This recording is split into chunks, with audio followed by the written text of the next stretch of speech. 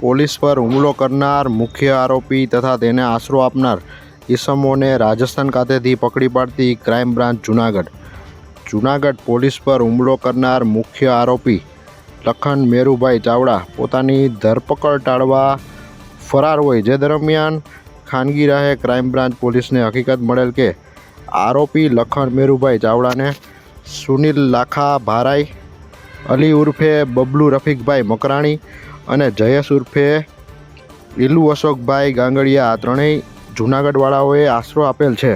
આ ત્રણેય ઈસમોને આરોપી લખન ચાવડાને i10 કાર મારફતે રાજસ્થાન રાજ્યના જોધપુર ખાતે હોટલ ડેઝલમાં છુપાવેલ છે. તાત્કાલિક રાજસ્થાન ખાતે ક્રાઇમ બ્રાન્ચની ટીમ મોકલી સ્થાનિક પોલીસની મદદ મેળવી હકીકતવાળી જગ્યાએ જતા આ તમામ ઈસમો હાજર મળી આવતા પકડી પાડી અટક કરવા કાર્યવાહી કરવામાં આવેલ.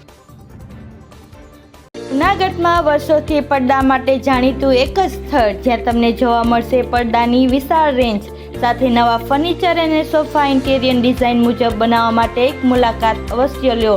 તળાવ દરવાજા સહયોગ ચેમ્બર સામે, જૂનાગઢ.